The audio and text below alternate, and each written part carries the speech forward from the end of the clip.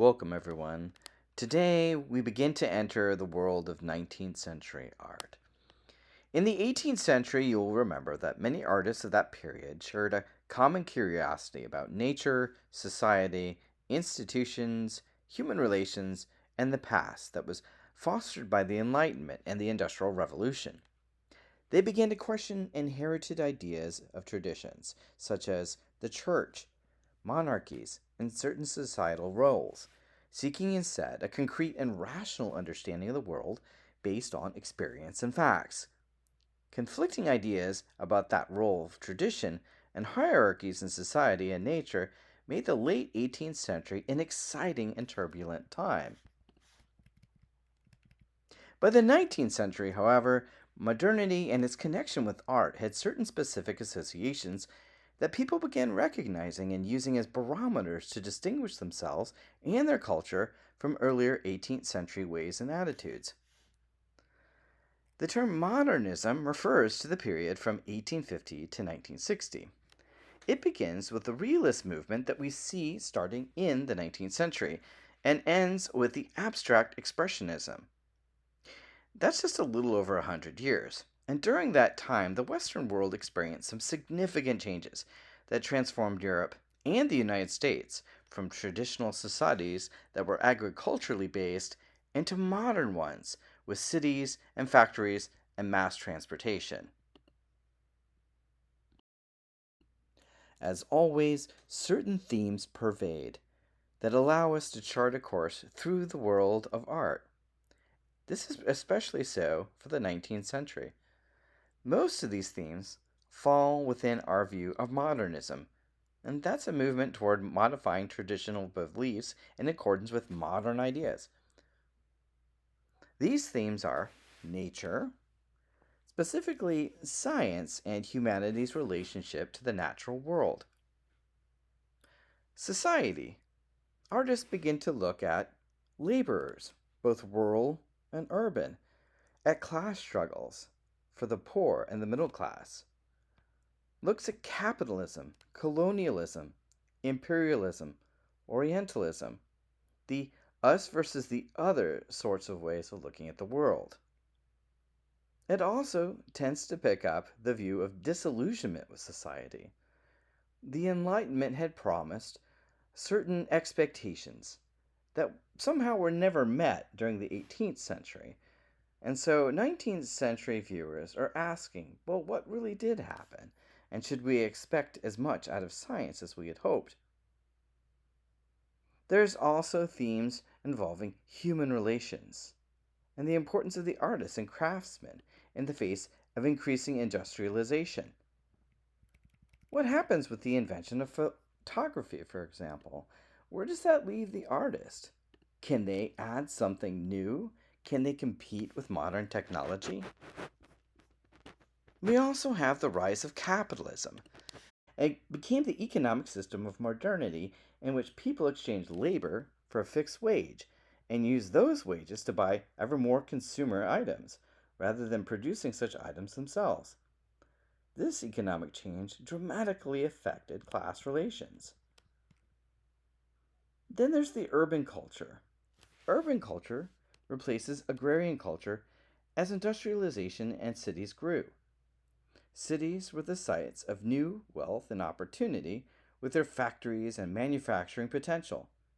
People moving from small farms and towns to large cities helped to break down traditional culture and values. There were also new complications, such as growing urban crime, prostitution, alienation, and depersonalization. First, let's begin with defining Romanticism. Romanticism was an 18th to mid 19th century artistic and intellectual movement that put emotion, imagination, and nature above human reason and industrial order.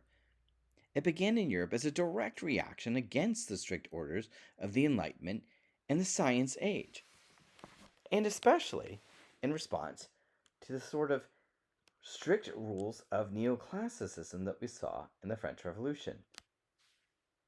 It was a return to nature, exemplified by the emphasis on spontaneous plein air painting, that is, going out into nature and painting on a canvas. But it's also the idea of the primal state. The industrial age had provided new opportunities, there's no argument there, but it also provided new stresses, creating in many the desire to escape to simpler times. Belief in the goodness of humanity, the promotion of justice for all, and a strong belief in the senses and emotions of the human spirit, rather than reason and intellect, helped guide the Romanticists. Romantic painters and sculptors tended to express an emotional, personal response to life, in contrast to the restraint and universal values advocated by neoclassical art. Romanticism essentially begins with a refusal the refusal that reason, order, and classical restraint can explain everything.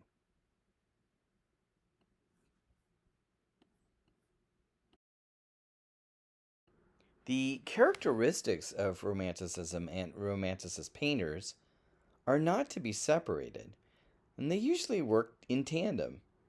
The Romantic artist often places a vulnerable human being before something larger, say a mountain, a sea, a curse, a battlefield, or a dream. Nature becomes the scale by which modern people measure themselves. The past becomes a way to think about the present. The common person matters because Romanticism values inward experience, not just rank. And the suspicion of industry is also important. The machine promises progress, but Romantic art keeps asking what that progress costs.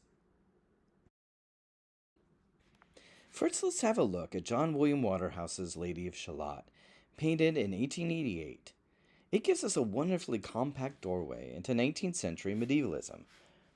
The painting comes from Alfred Lord Tennyson's poem under the same name, The Lady of Shalott.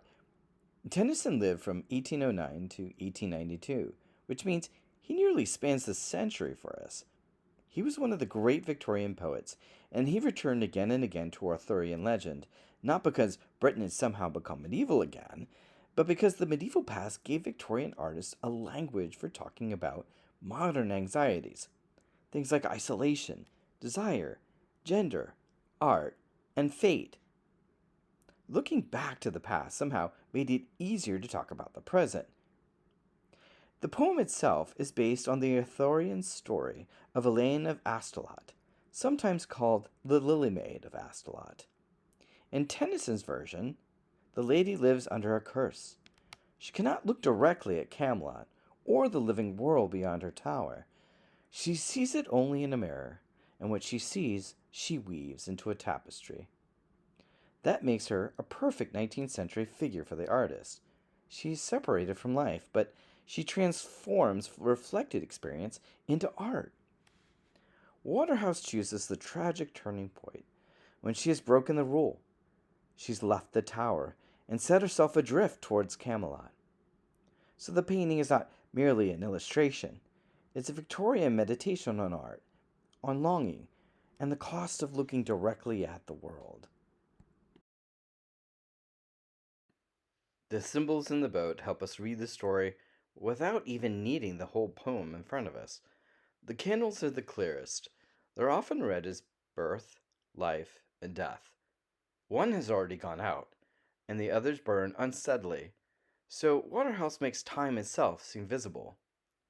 The crucifix in front of her changes the journey downriver into something like a funerary procession. The tapestry is important too. In the poem, the lady weaves the world she sees in the mirror, and here the textile becomes the record of a life lived indirectly. It's art, but it's also evidence of confinement. That is the tension at the heart of the painting. Is art a refuge from the world, or is it a substitute for a life she's been denied? Waterhouse leaves this question open. He gives us a scene that is almost impossibly lovely, then loads it with the signs of ending: extinguishing flames, loosened boat, dark water, autumnal reeds, and a face that seems to know there is no return. Circe offering a cup to Odysseus changes the mood. With the Lady of Shalott and with Circe, we see women with agency. Here, Waterhouse draws on Homeric myth, but he gives the enchantress a striking modern presence. She faces outward, cup extended as though the offer is being made to us. This is myth as confrontation. In 19th century art, classical and medieval subjects often become ways to discuss anxieties about power, desire, sexuality, and female agency without setting the scene in modern dress. If you look at Circe through her diaphanous robes, she's obviously attractive to the viewer, but she wields a wand and a cup of poison, and therefore she's a danger to the man lurking in the mirror. Yes, the mirror doesn't merely create death, it creates uncertainty. In the myth, Circe transforms Odysseus' men into pigs, swine, but the mirror asks a sharper question: does magic change them, or reveal what they already are? The cup becomes an instrument of exposure. Waterhouse's composition makes us feel implicated because Circe's gesture comes forward into our space. This is a good example of how Victorian artists could use mythic subjects to make social and psychological tensions safe enough to paint, but not safe enough to ignore. Edward Burne-Jones's beguiling of Merlin belongs to the same Victorian revival of Arthurian legend, but the mood is quieter, much more somber and unsettling. Merlin is supposed to be the great magician, the prophet, the keeper of secret knowledge, the man who understands forces that ordinary people cannot. And yet, here that power is being taken away from him. The enchantress has learned his own magic and is now using it against him. Merlin does not fight back. He's almost limp, glassy-eyed, caught in a spell of his own making. The reversal is important. Beneath the beautiful surface is a distinctly Victorian anxiety about masculine authority.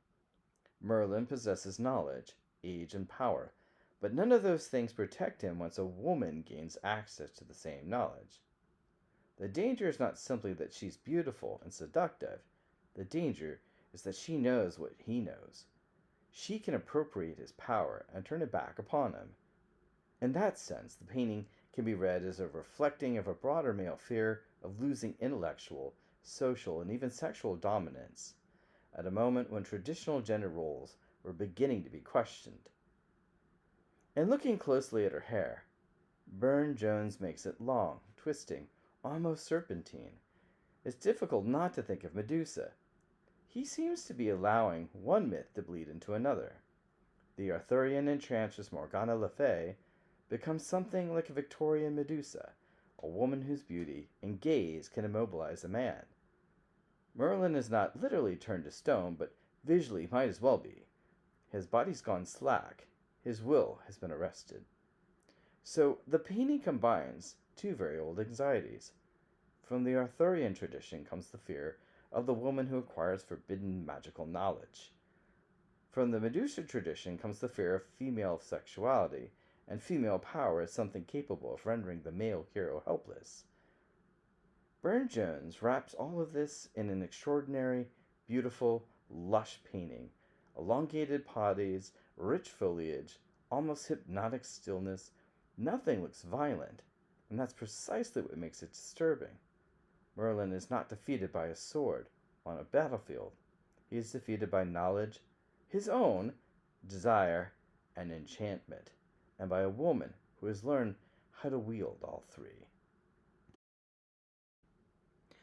For the soul of the rose, we take a slightly different angle. Here the issue is less fear of female power and more the Victorian fascination with female desire. Waterhouse's painting belongs to that same late Victorian world of poetry, beauty, and suggestion. But nothing dramatic is happening. There's no curse, no spell, no visible danger. Simply a woman leaning toward a rose and breathing in its scent. Yet Waterhouse turns that tiny gesture into something intensely sensual. Notice that her eyes are closed. Her lips nearly touch the flower. and one hand presses against the wall as though the scent has momentarily stopped her in her tracks. The painting takes its inspiration from Alfred Lord Tennyson's Maud, a poem saturated with longing and unattainable desire. And it's important because Waterhouse is not really painting a woman smelling a rose. He's painting what desire feels like when it has nowhere to go. The rose becomes a substitute for the absent lover, something she can approach, touch, smell, almost kiss, but never fully possess. Notice how Waterhouse builds that feeling through color. The warm pinks, reds, oranges, and browns seem to gather around her, and the blush of the rose is echoed in the warmth of her skin. Her blue and gold dress tells us that she's wealthy, respectable, carefully dressed. Everything about her social identity is controlled, but the pose is not. The closed eyes and the parted lips and the hand against the wall suggest a private emotional experience that momentarily escapes that control. And that's where the painting becomes especially interesting. Victorian women were frequently represented in the 19th century as embodiments of restraint, modesty, and domestic virtue. Yet painters like Waterhouse repeatedly give us women with extraordinarily rich inner lives, women dreaming, remembering, longing, and desiring. The sexuality is really explicit. It is displaced in flowers, or mirrors, perfumes, music. Desire becomes something you can suggest without ever really naming it. Even the way Waterhouse paints the image reinforces that idea. The woman is sharply rendered, but the background falls away into smaller detail, almost like a photograph. Our attention collapses onto her face, the rose, and that single moment of sensation. The entire world seems to disappear while she inhales. So, unlike the beguiling of Merlin, where female power becomes threatening because it possibly overturns masculine authority, the soul of the rose gives us something more intimate. Female desire enclosed within beauty, poetry, and respectability. On the surface, it's a lovely woman smelling a flower. Underneath, it's a painting about longing. In Francesco Hayez's The Kiss, romantic feeling could carry political charge. At first glance, this is a passionate farewell. But look at the dagger, the concealed faces, the shadowed stairway, and the sense that one figure may be leaving into danger. Painted in 1859, in the age of Italian unification, the kiss can be read as private love and patriotic sacrifice at once. Romanticism often works through that double layer.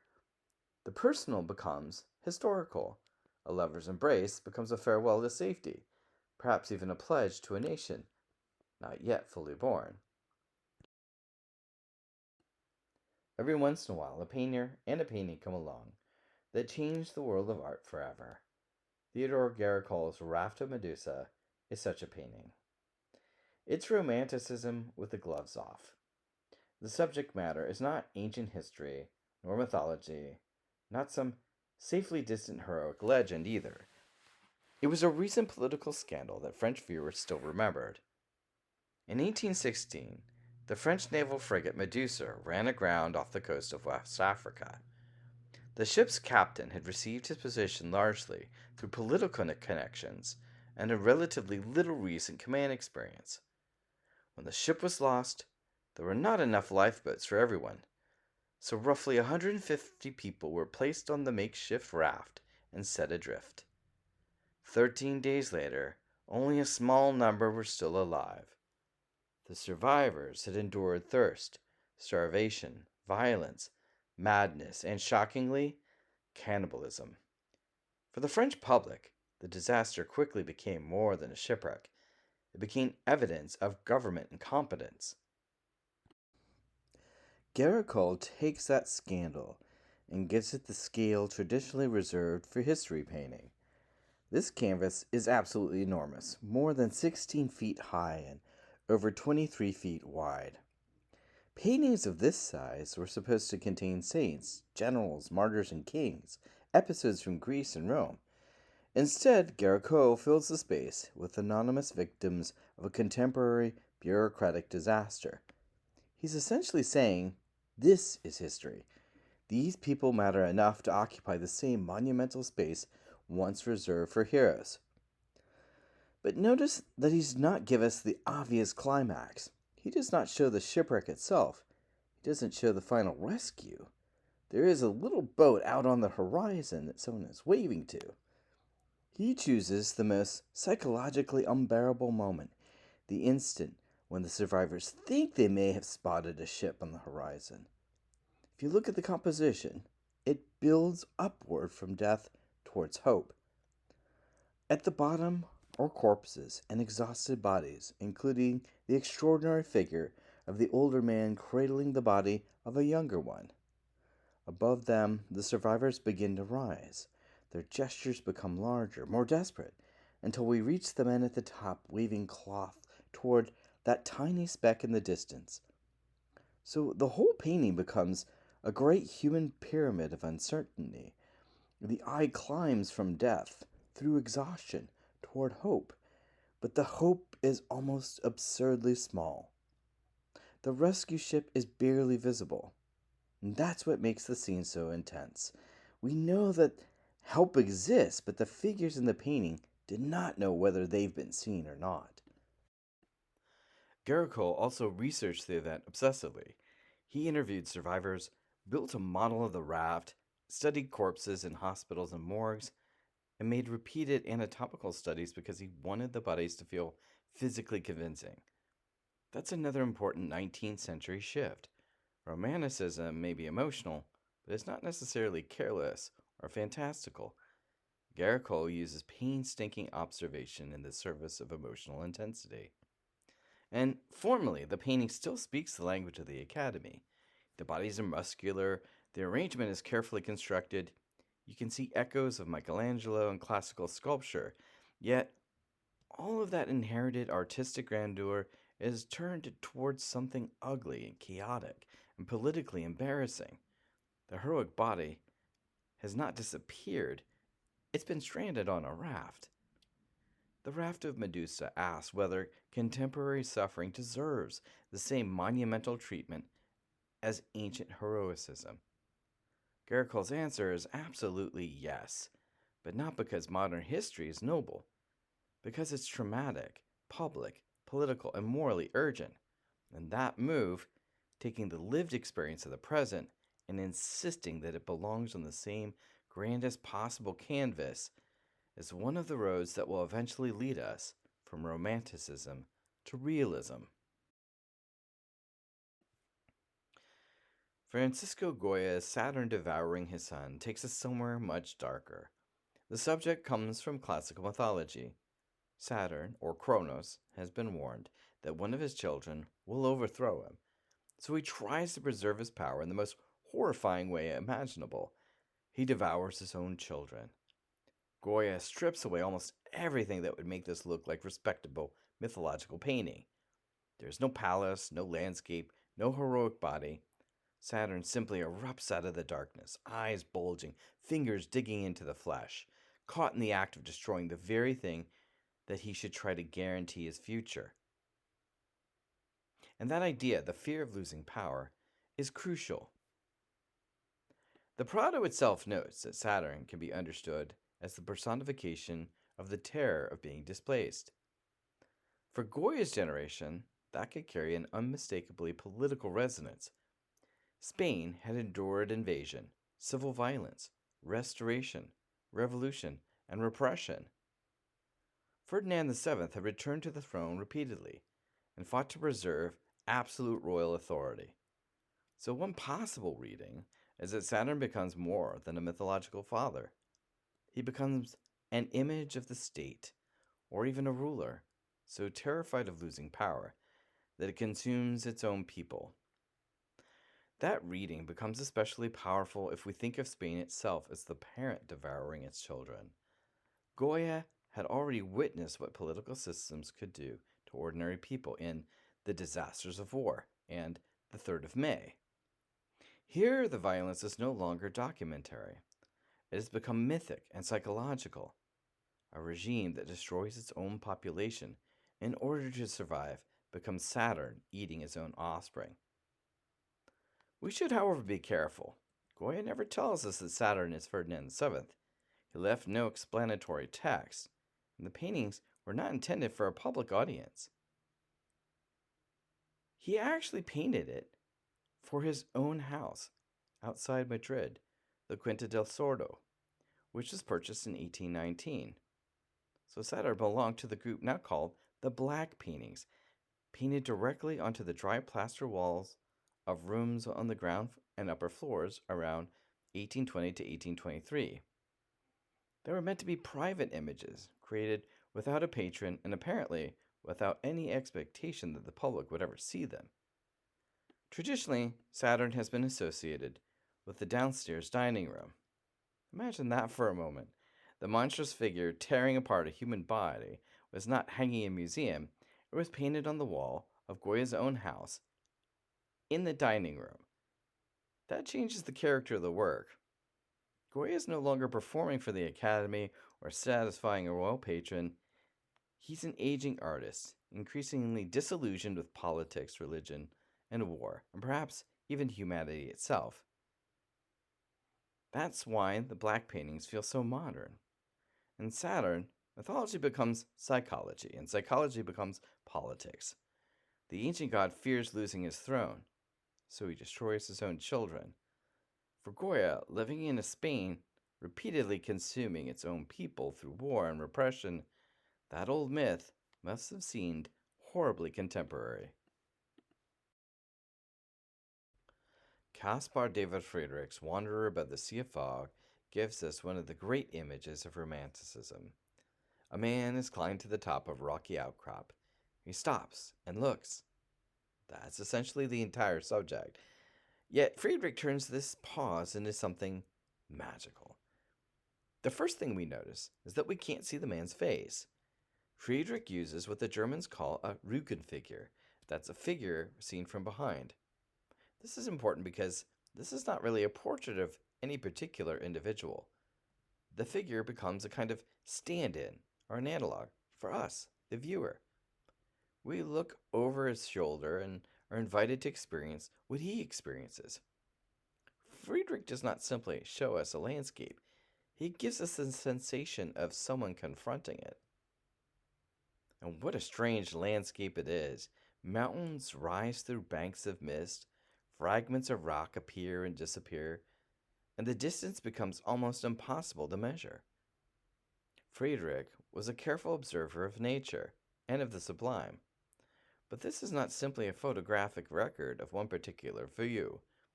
He assembled elements from landscape studies into something more imaginative. The landscape becomes psychological. We're looking outward at nature, but at the same time, we seem to be looking inward at the mind. That's where the sublime becomes important. The sublime is different from simple beauty. A beautiful landscape is pleasant. The sublime overwhelms you. It makes you aware of forces vastly greater than yourself. Mountains, storms, oceans, enormous distances. There's a pleasure in that experience, but also a certain level of fear. Friedrich gives us both at once. Look at the figure. At first he appears triumphant. He's climbed above the clouds. He stands upright, cane in hand, almost as though he's conquered the mountain. This is the 19th century individual asserting himself, his individuality against nature. But if you look again, has he really conquered anything? The mountaintops, the mist, it's hard to determine where your footing will go. You could slip off to your death. The mountains continue far beyond him. The mist obscures almost everything. He can see only fragments of the world before him. Suddenly, that confident figure begins to look rather small. Friedrich sets up a wonderfully romantic contradiction. Human beings have an enormous sense of themselves, yet nature quietly reminds them how limited they actually are. That tension becomes especially meaningful in the early 19th century. Europe had just lived through the French Revolution and the Napoleonic Wars. Enlightenment culture had placed enormous confidence in reason, science, order, and humanity's ability to understand the world. Romantic artists do not necessarily reject those things, but they ask what reason cannot explain. What about awe, loneliness, faith, memory, fear? What happens when we encounter something that we can't simply measure? Friedrich's answer is to put one solitary individual on a mountain and let him stare into uncertainty.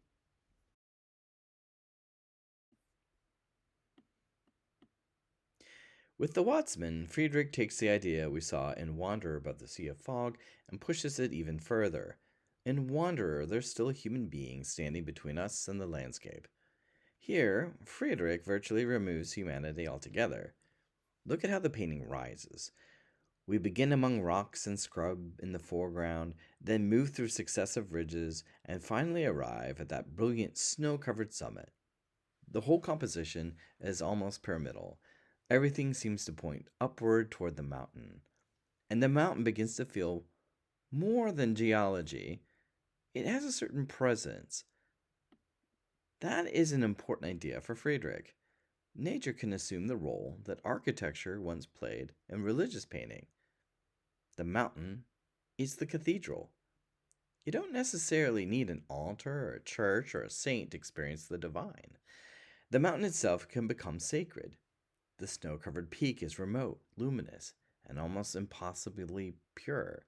We can see it, but we can't necessarily reach it, like the divine. The Alte National Gallery describes that distant summit as an image of the immensity of nature and even a symbol of divine majesty.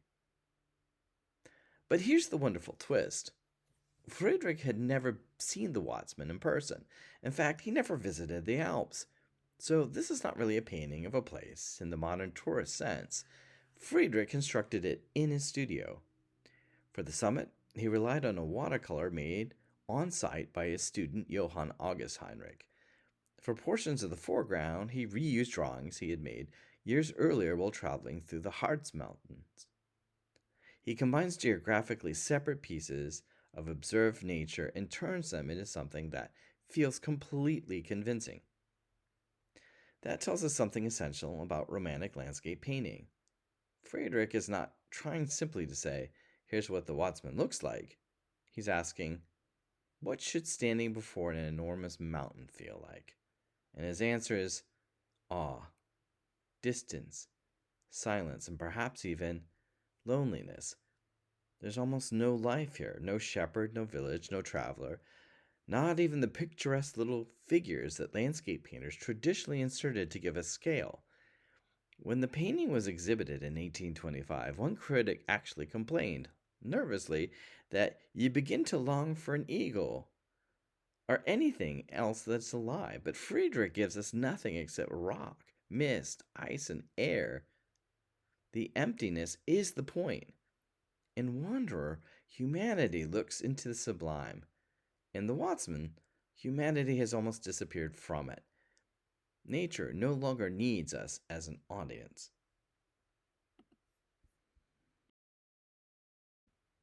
Now let's cross the Atlantic because American painters take this European romantic idea of the sublime and attach it to something very different: national identity.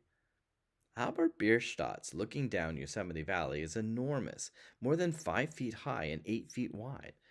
For an American audience in the East, many of whom would never travel to California, seeing this painting was almost like encountering another world. Bierstadt had actually traveled to Yosemite in 1863 and then returned to his New York studio where he transformed his sketches into this monumental canvas.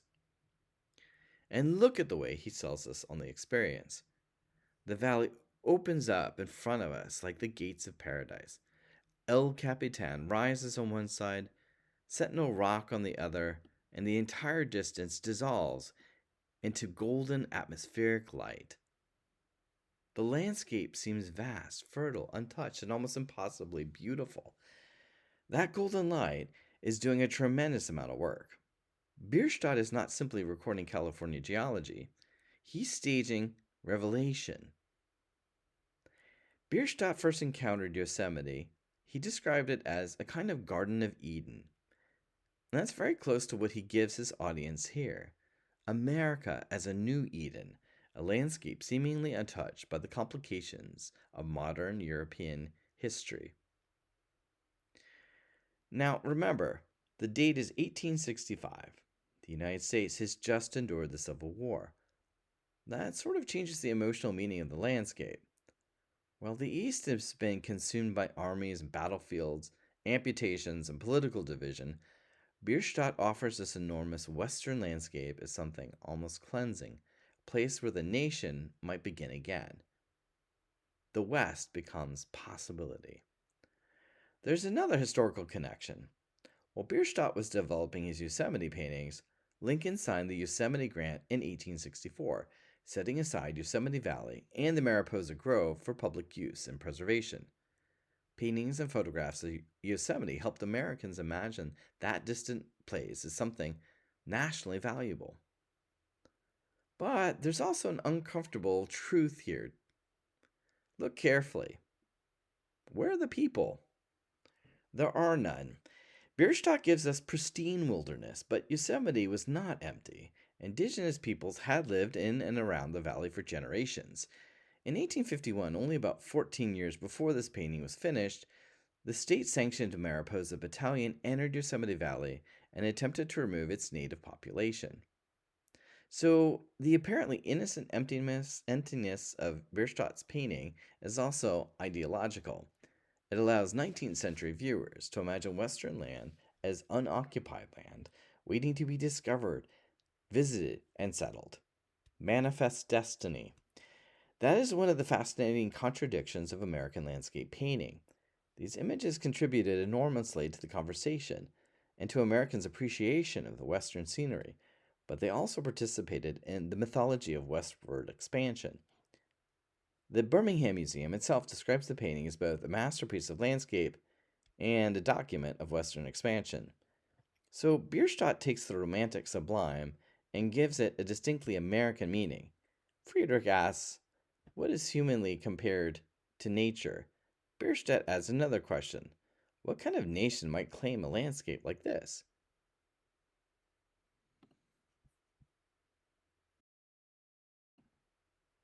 And now we come to Frederick Edwin Church's Aurora Borealis, painted in the same year as Bierstadt's Yosemite. But what a different painting. Bierstadt gives us golden California light, while Church gives us darkness, ice, and a sky that seems almost electrically charged. At first, the painting looks almost apocalyptic. Beneath this enormous black Arctic sky sits a tiny ship frozen into the ice. That's another example of the sublime. Above it, strange ribbons of greenish light twist across the heavens.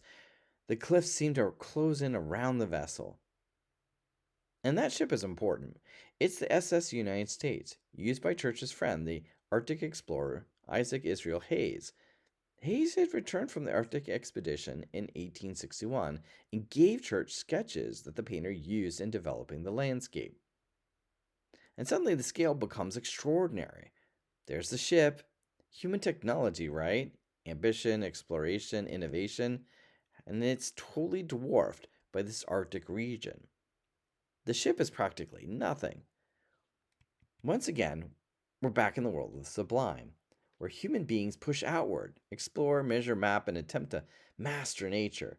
And nature reminds them how provisional that mastery actually is. But Church adds something very 19th century to this painting: science. Church was fascinated by contemporary science. The aurora was not simply supernatural spectacle to him, it was also a natural phenomenon connected to electricity and magnetism. He'd witnessed the extraordinary auroral display of 1859, and he moved in circles that included scientists, explorers, and technological innovators. For Church, scientific understanding did not destroy wonder, it actually made the natural world more astonishing. That is worth emphasizing because we sometimes oversimplify Romanticism as anti science. But Church shows us something more interesting. You can understand nature scientifically and still be overwhelmed by it. And then again, look at the date 1865. The Civil War hangs over this painting too. Hayes had returned from the Arctic as the country descended into war, and he publicly connected his voyages to the survival of the Union. Even the name of the trapped ship, United States, becomes difficult to ignore. During the Civil War, auroras were sometimes interpreted as heavenly omens connected to the conflict. Smithsonian curators therefore read Church's strange sky as carrying unmistakable political associations for contemporary viewers. So imagine seeing this painting before the outcome of the war was completely secure. A ship called the United States is trapped in darkness and ice. Overhead, the heavens seem to be on fire. Will it survive? That makes the painting almost a national cliffhanger. And notice how different this is from the traditional history painting. Church does not paint Lincoln, he doesn't paint Gettysburg, he doesn't show soldiers waving flags. He paints a landscape. But that landscape carries the anxiety of an entire nation. That is one of the things 19th century artists increasingly discover landscape does. Landscape can carry history, politics, religion, science, fear, and national identity all by itself. And that gives you a nice progression across the entire lecture that we've seen.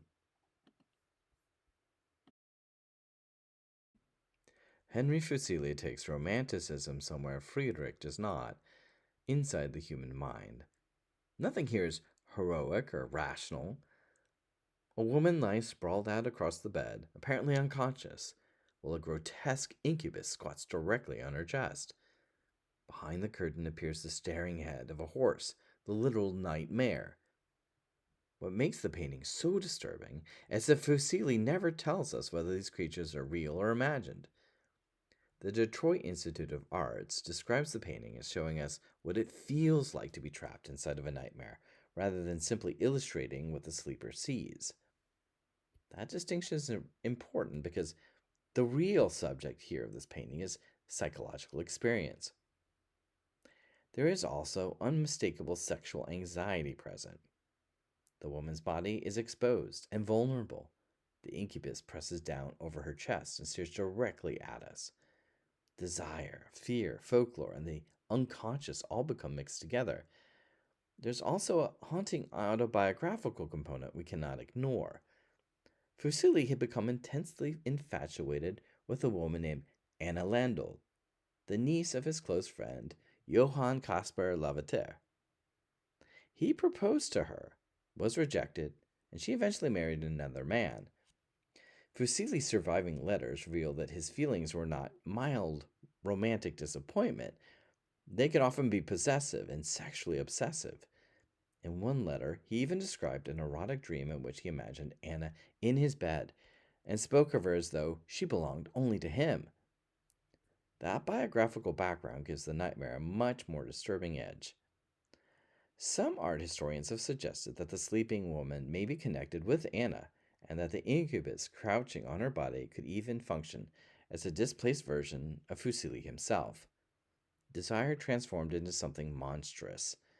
That interpretation cannot be proven, but it becomes harder to dismiss because there is an unfinished portrait of a young woman painted on the reverse of the actual canvas, and that woman has often been identified as Anna Landl.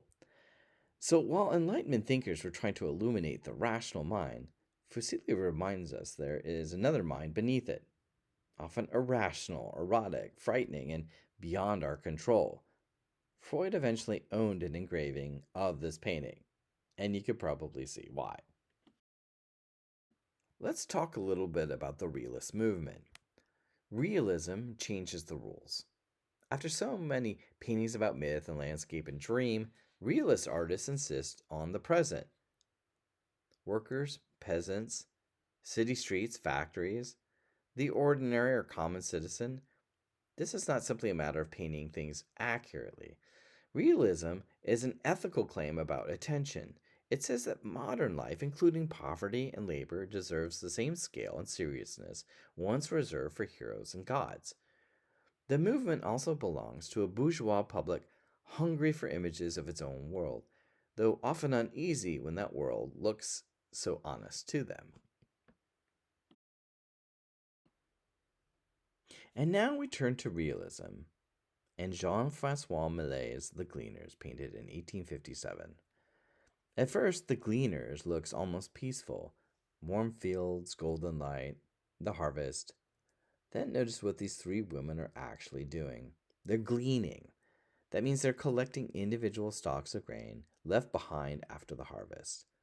This was work permitted to the rural poor after the landowner's own crop had already been gathered. Millet therefore chooses people at almost the bottom of the agricultural economy, and then he makes them monumental. The women dominate the foreground, bent repeatedly toward the earth. Behind them is abundance: haystacks, carts, workers, a prosperous harvest, but they remain physically separated from it. Even the mounted overseer in the distance reminds us that someone owns this land, and it's not them. That helps explain why the painting made prosperous viewers uncomfortable after the Revolution of 1848. Millet is not showing a peasant anecdote. He's forcing a salon audience to confront the people whose labor supports French society.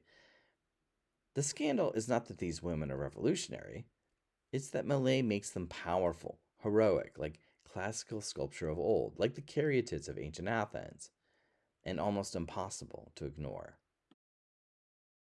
And now we turn to Gustave Caillebout's The Floor Scrapers, painted in 1875.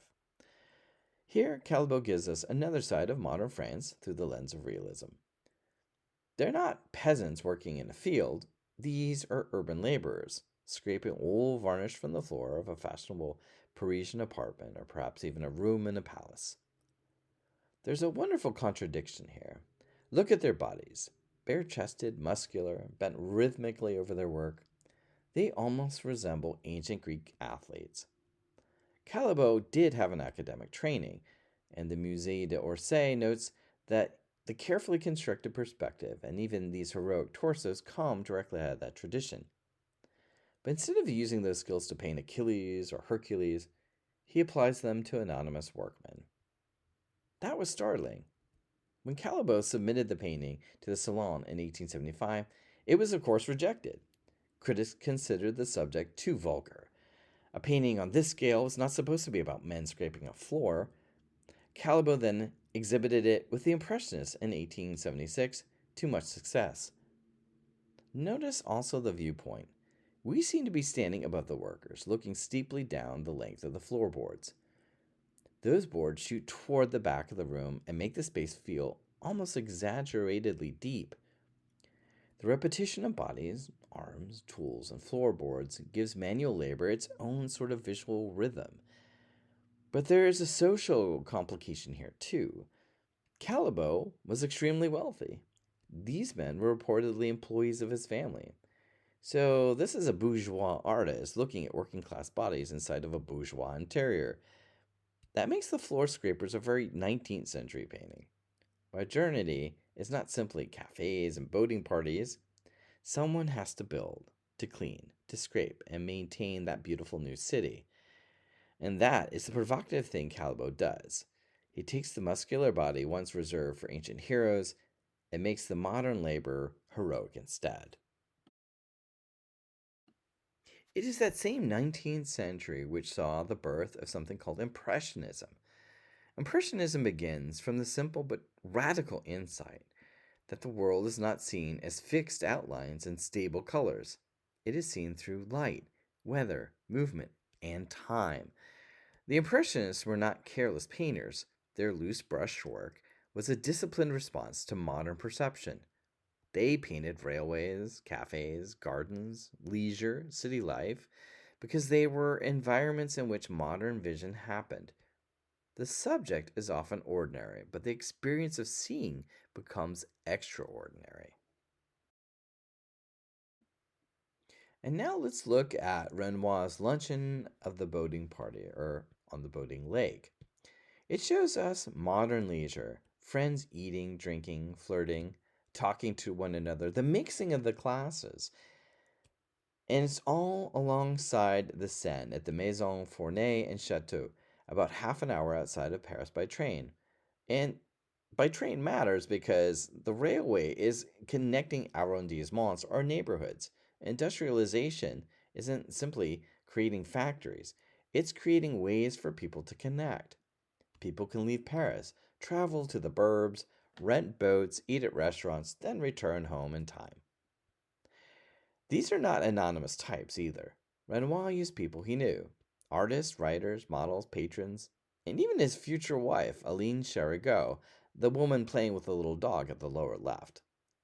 Yet the painting feels spontaneous, as though Renoir simply captured a moment in time. In reality, technical examination shows us that he repeatedly revised this particular painting. That is part of the Impressionist trick: enormous effort devoted to making a scene feel effortless. Modern life has become worthy of painting, and modern life can now mean simply having lunch with your friends. Edouard Manet gives us another scene of Parisian leisure, but the mood has changed completely. We are inside the Folie Bergère, one of Paris's fashionable music halls.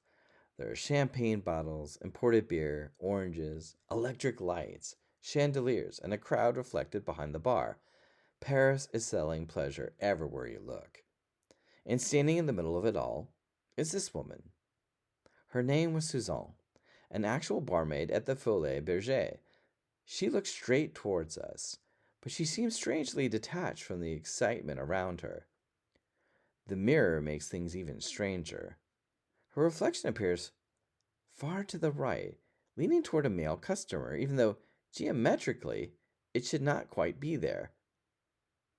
Manet makes us ask an uncomfortable question: where are we standing? And, more importantly, is this real? Perhaps we occupy the customer's position. Suddenly, we are not merely observing modern consumer culture, we're participating in it. Drinks are for sale, entertainment's for sale. Perhaps companionship is for sale as well? That is why this painting feels modern. And in the middle of a crowded room, Manet gives us isolation. Continuing on that theme, Manet's The Railway, painted in 1873, also highlights an isolation of sorts. Manet does something extraordinary here. He paints a railway picture and barely shows us a railway. We see the steam, possibly of a steam engine, but not the actual train. A young girl presses against an iron fence, fascinated by the trains we assume are behind it. But all we actually see is the steam. Beside her sits Victorine Meurent, one of Manet's favorite models, calmly looking towards us with a book and a sleeping dog in her lap, signs perhaps of wealth. Behind them lies the Gare Saint Lazare, the machinery of modern Paris. The painting is built around separation. The iron bars cut across the entire scene. The child wants to see the modern industrial world, but somehow cannot enter it. We can't see it either. Instead, steam erases the railway itself. That ambiguity is crucial. 19th century artists could celebrate technological progress, but Manet does not give us a heroic locomotive roaring toward the future. He gives us a fence, smoke, and two people who barely see one another, who we assume are probably mother and daughter based on their hair color. The National Gallery connects these disconnected figures to the social isolation accompanying rapid industrialization.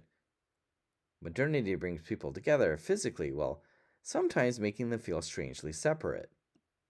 In terms of modern context, think of going out to a restaurant and finding people on their cell phones who are supposed to be talking together and playing together, eating together.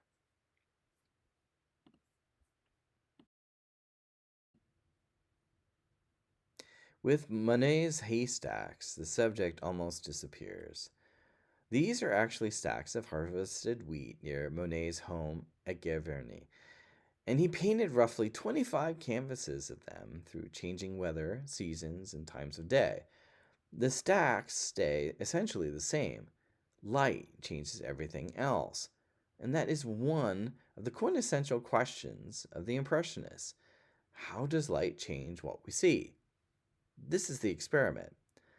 Compare the end of summer with Sun in the Mist.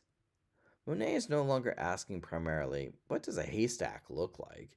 He's asking, what happens to what I see when the atmosphere changes? A solid agricultural object can become pink, violet, orange, blue. The motif becomes an excuse to paint what Monet called the envelope, the changing atmosphere surrounding things. And this pushes Impressionism towards something surprisingly modern. The subject matters less than perception itself.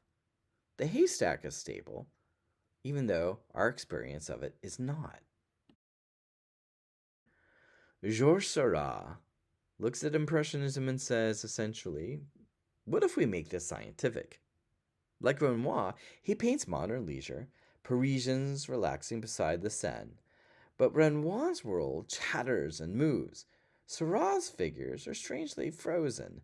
They stand in profile or face forward like figures on an ancient Egyptian or Greek vase. This was intentional. Seurat wanted modern people to possess the timeless monumentality of ancient art. Now look a little bit more closely. The images we see dissolve into tiny touches and dots of relatively pure color. Seurat relied on contemporary color theory, placing colors beside one another so that they would mix optically in the viewer's eye rather than being completely blended on the palette by the artist. So he's making the viewer part of the looking process. The viewer suddenly has agency. And the painting contains a wonderful contradiction. Its subject is a casual Sunday recreation. Its construction is anything but casual. Impressionism had captured fleeting perception. Seurat now tries to systematize perception, to turn seeing into something almost mathematical. And somehow, a Sunday afternoon becomes nearly as solemn as an ancient procession.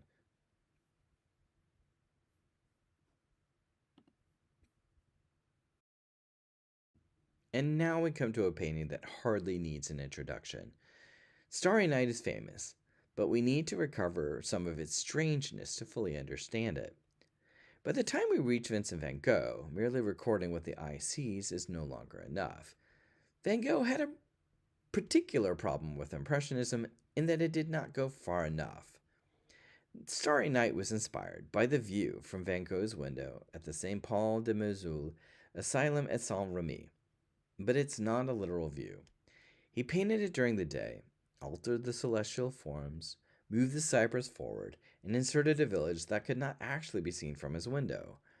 So, this is observation transformed by memory, imagination, and emotion. And as with irises, there's also a spiritual dimension here. Van Gogh had once hoped to become a minister, but his relationship with institutional Christianity became increasingly difficult. He never completely lost the desire to find meaning beyond ordinary material life, though. In his later paintings, that search often seems to move out of the church and into nature itself. If we look at the composition, we see a sky churning. Stars radiate like enormous electrical pulses. The crescent moon burns at the edge of the canvas. The cypress tree twists outward like a dark flame, visually joining the earth to the heavens. The cypress is especially interesting. In Mediterranean culture, cypress trees were commonly associated with cemeteries, death, and mourning. But because they remain evergreen, they could also suggest endurance and immortality. Van Gogh does not need to turn the tree into a literal Christian symbol for it to function as a powerful visual bridge between the human world and the heavens above. And then look at the village. Everything is quiet. Houses sit beneath dark roofs. People sleep. At the center rises a church steeple pointing upward toward the sky. Yet the church itself is almost completely still, while the heavens around it pulse with energy. That creates an interesting sort of question. Traditionally, the church would be the place where human beings encounter the divine. In Starry Night, the church is tiny. The real spiritual spectacle is taking place above it. The human world sleeps while the universe seems alive. That's why I'd be careful about calling Starry Night a straightforward Christian painting. It is something more complicated. Van Gogh seems to be searching for the sacred after conventional religion has become difficult for him.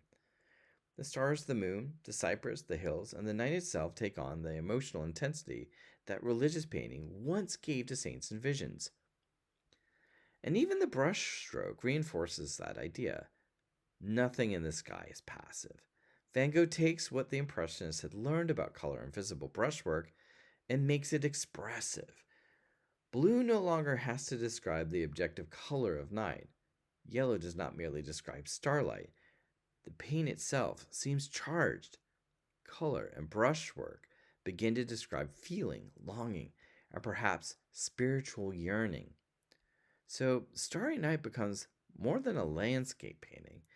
It's a painting about the distance between the small, ordered human world below and the vast, mysterious universe above, and about Van Gogh's continuing desire to find some sort of connection between the two.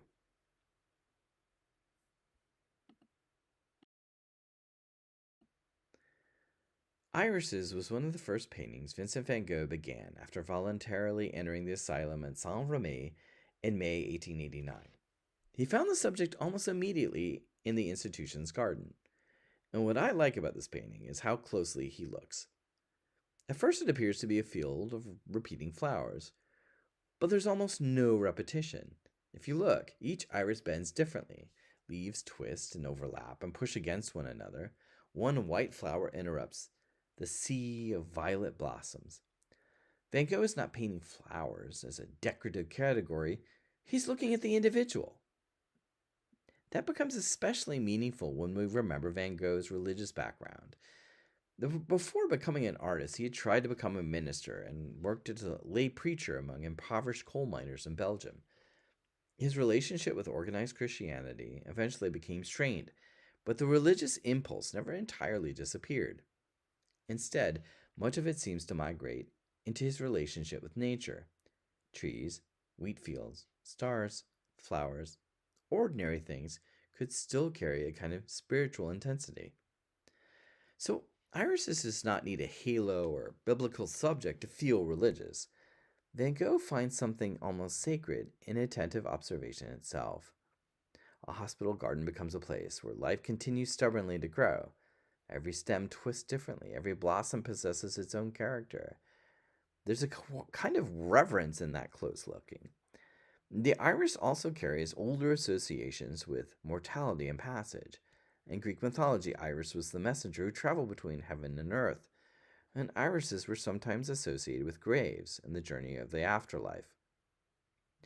Van Gogh had also been studying Japanese prints, so you can feel that influence in the cropped composition, the flattened space, strong contours, and decorative rhythm.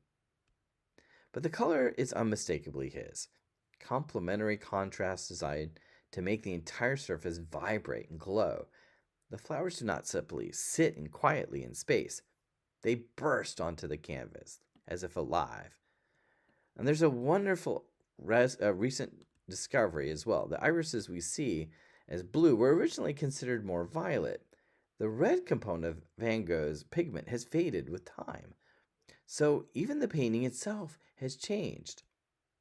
And perhaps that's an appropriate final thought for Van Gogh.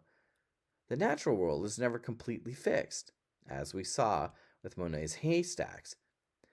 Flowers bloom and die, colors fade, human beings suffer and change. Yet for Van Gogh, looking closely at all that fragile world could still become an act of attention, an act of faith.